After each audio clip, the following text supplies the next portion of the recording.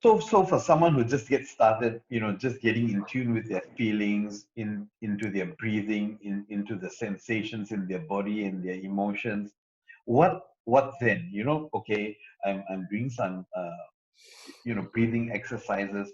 What are some stories maybe you could share in terms of how it's benefited either yourself or people that you work with, in terms of making this initial transition from being a busy human doing Sure. to making the first step towards being a more conscious human being?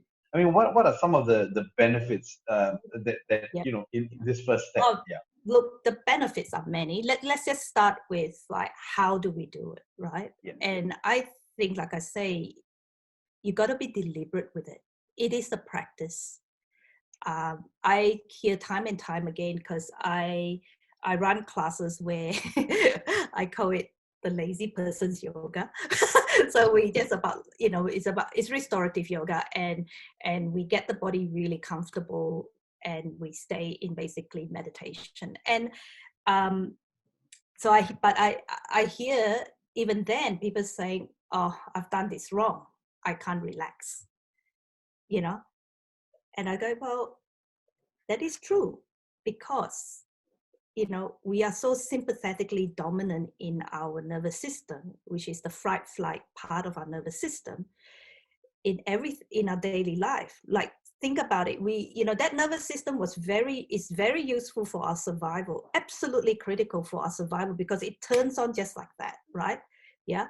However, the rest and digest nervous system, the parasympathetic nervous system, takes about 15 to 20 minutes to become the more dominant autonomic nervous system, right? And now, there's those polyvagal theory about the ventral vagal activity, which is key to this, but that takes time. And so that's why the practice is important. So you can actually practice to the point that you can actually shift the nervous system within like 7 minutes or something like that. However, without practice, if your daily relaxation, is sitting in front of a screen, watching a Korean drama series or Netflix or whatever, that is not relaxation.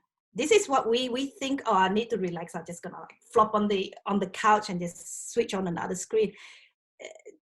That is not relaxation. That's why when we actually are asked to completely pause, it is tricky, right?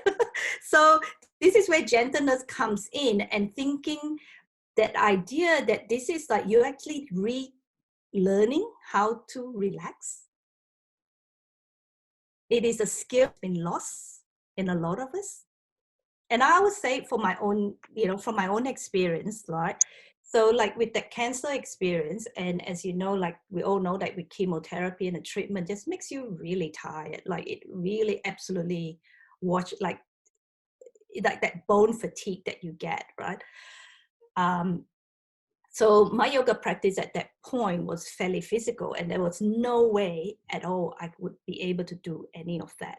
Then I started using the props, and got into the practice of restorative yoga with yoga nidra, because they pump you full of drugs and you can't sleep, and so I needed to basically do things with 2 young kids, like to keep myself present for them, right, and keep my energies up. So I was fairly deliberate, and okay, I had the luxury that I could do it. So I scheduled time, and then even as I was getting better, there's this whole, and I'm not sure whether you had that experience, but once people knew that I finished my treatment, even though I had a job to go back to, I was taking my time. I just felt I needed the space in between treatment and going straight back to work.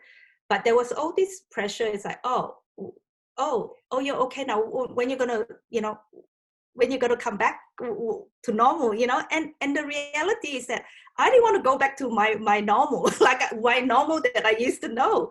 For me, it was like, how can I create this new normal that I'm happier in, right? But to do that, what I had to do to manage that energy was that I scheduled a time every day, 30 minutes for my practice. And I scheduled it. For me at that point, what worked was that I scheduled it before I picked up my kids, because I felt that if I didn't do that, I wasn't present for them. Yep. Yeah.